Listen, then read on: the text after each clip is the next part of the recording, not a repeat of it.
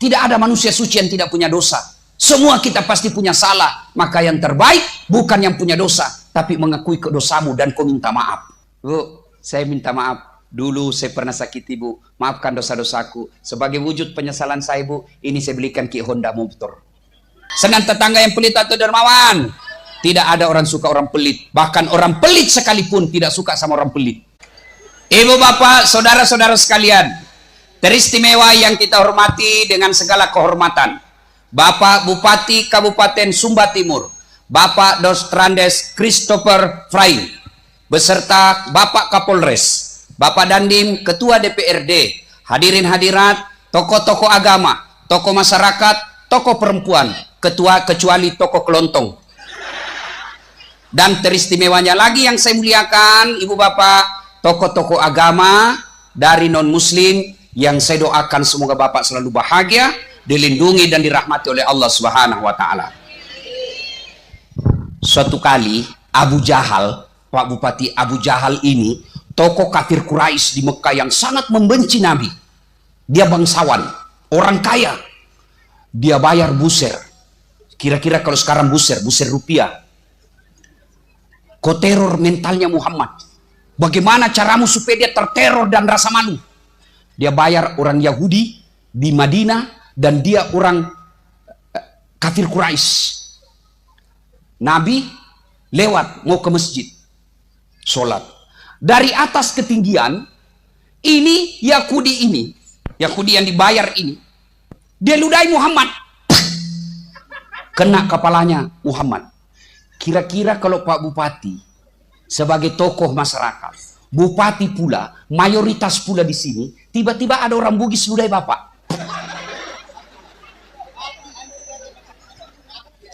Mati kok. Nggak selama mako cilaka. Iya toh? Tapi apa Nabi? Begitu diludahi, Nabi tersenyum dan berkata, "Don't worry, be happy." Tidak ada dalam kitab itu. Ini supaya enak. Ini sudah lebih 9:30, bos. Terlalu banyak sambutan.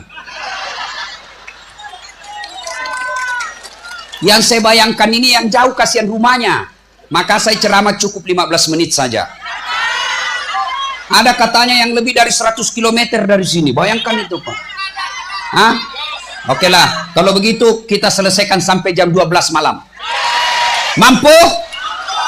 Serius? Saya yang tidak mampu. Dilidahi Nabi.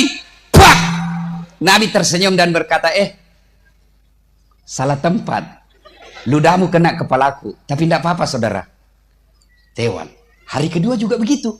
Diludahi lagi Nabi. Kan orang diterorin, jadi berusaha diulang-ulang. Kena lagi kepala Nabi. Nabi cuma tersenyum. Tidak apa-apa, tidak usah kau cemas. Hari ketiga juga begitu, Pak. Diludahi lagi. Nabi bilang, tidak apa-apa, tidak usah cemas. Hari keempat, Nabi lewat. Cari-cari. Mana ini langgananku? Biasanya ada di sini. Nabi selesai sholat, Pak. Pergi ditanya sahabatnya, kok kenal si Fulan? Kenal ya Rasul. Mana dia, kasihan? Sakit ya Rasul. Oh, kasihan dia ya. Pulang ke istrinya.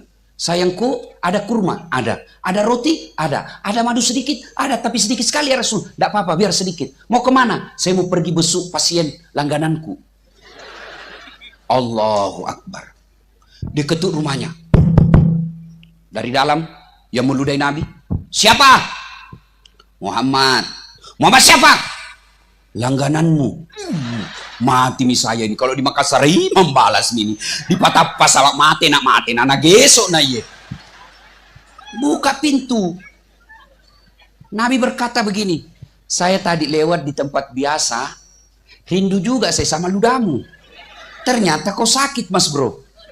Ini ada roti saya bawakan kamu, silakan kau cicipi, saya doakan kau mudah-mudahan segera sembuh. Allahu Akbar.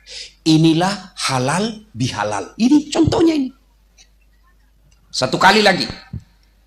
Di sudut pasar kota Madinah, Pak Bupati, waktu itu tadi masih minoritas waktu di Mekah. Ini sekarang di Madinah, Islam sudah terbesar waktu itu.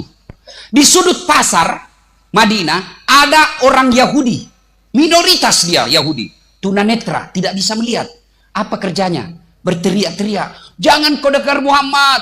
Jangan dekati Muhammad. Tukang tipu, pembohong, tukang sihir. Kalau kau dengar, dia sihir kamu. Dia rajanya pembohong. Jangan dengar Muhammad. Jangan dekati Muhammad. Itu aja kerjanya Pak, di pasar. Sudut pasar, di Madinah. 3 hari setelah Nabi wafat, datang Abu Bakar. Karena Nabi Abu Bakar penggantinya Rasulullah, tapi gelarnya bukan Nabi, tapi namanya Khalifah. Presiden kalau sekarang. Abu Bakar bertanya kepada anaknya, Siti Aisyah, yang istrinya Nabi. Kata Nabi, anakku, apa kebiasaan Nabi yang sampai sekarang belum kucontoh? Kata istri Nabi, Aisyah, ada itu tunanetra di samping, di sudut pasar. Itu tiap hari Muhammad datang pergi suapi makanan. Tiap hari dia pergi suapi makanan itu, tunanetra Yahudi. Datanglah Abu Bakar Siddiq bawa kurma. Dia suapi ini Yahudi yang teriak-teriak, jangan dekati Muhammad, pembohong, tukang sihir. Dia suap. Begitu Abu Bakar suap, dia tepis tangannya. Hei, siapa kamu? Siapa kau suapi saya? Mana itu yang kemarin-kemarin suapi saya?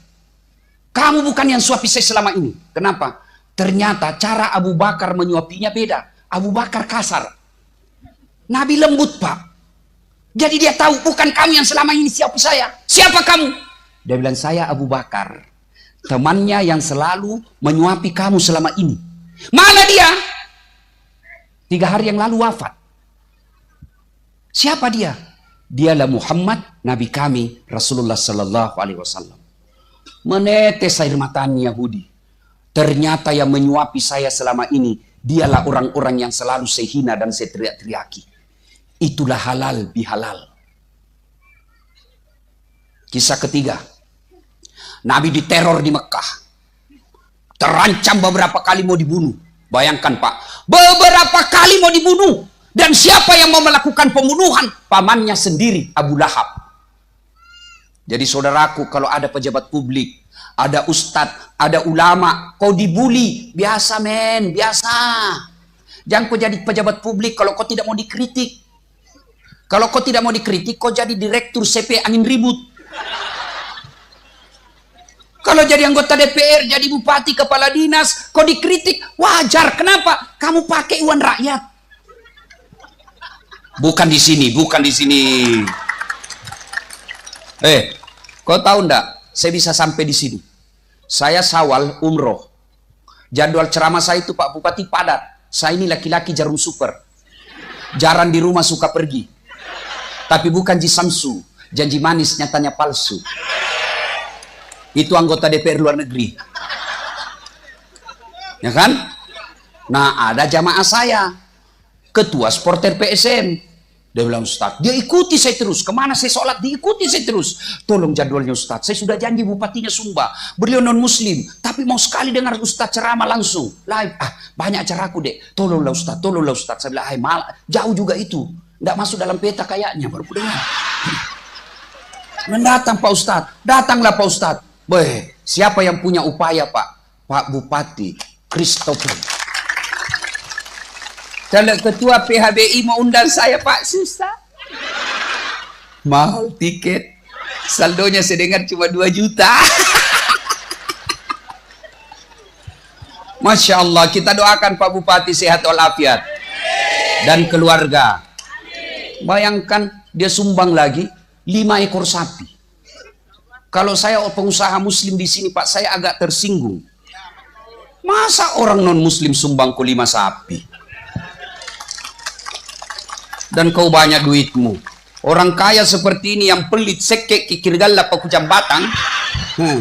Begitu kau diantar mako pergi kubur, na tunggu mako malaikat, na putar, milama mako kutunggu sekek. Kau itu orang bikin halal bihalal 50.000 jika sumbang. Nasesa cilaka.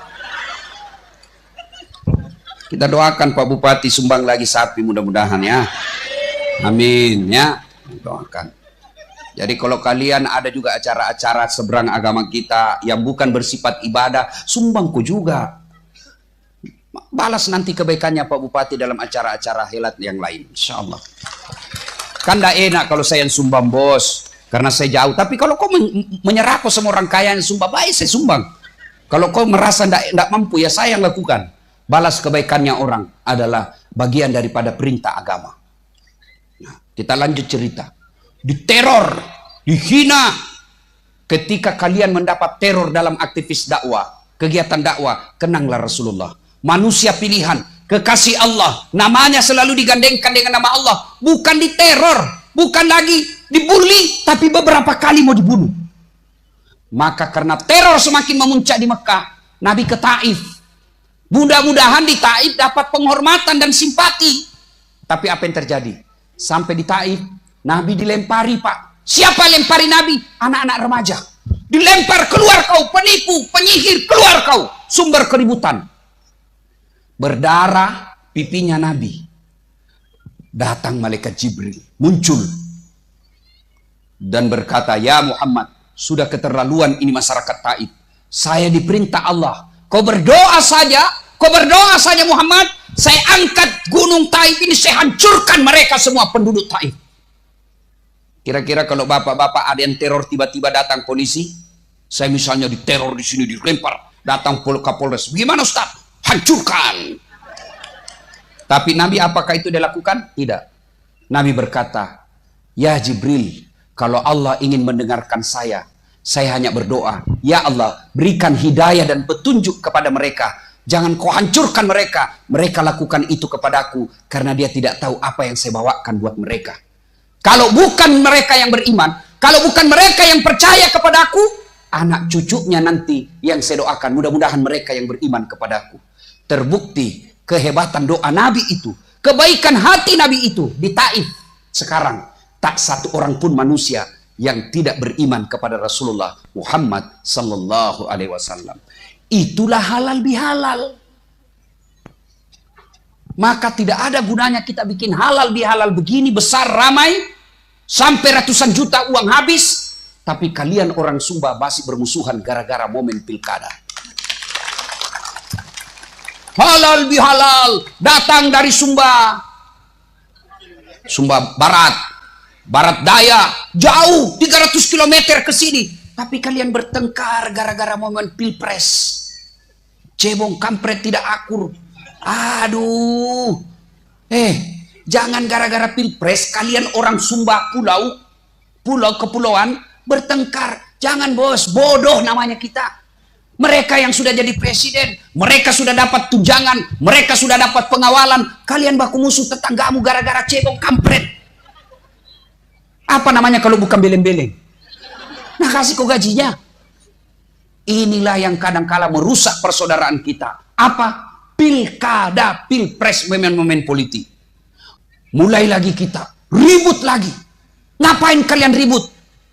Kalian juga cak politisi yang ikut bertarung pilkada, kalah, jangan kau hasut masyarakatmu. Sabar kau lagi, tanding kau lagi 5 tahun yang akan datang. Kalah kau lagi, tanding kau lagi yang akan datang. Kalau kau ikut pilkada, kalah, kau datangi Pak Bupati. Baik, minta maaf. Bikin kopi pidato. Ini yang terbaik buat Sumba Timur. Kita hormati pemilihan ini. Saudara-saudaraku yang tidak menang, bukan kita kalah, tapi suaranya lebih banyak. Selesai. Sudah itu kalau kau akur sama bupati, mudah-mudahan kau dapat proyek penunjukan langsung.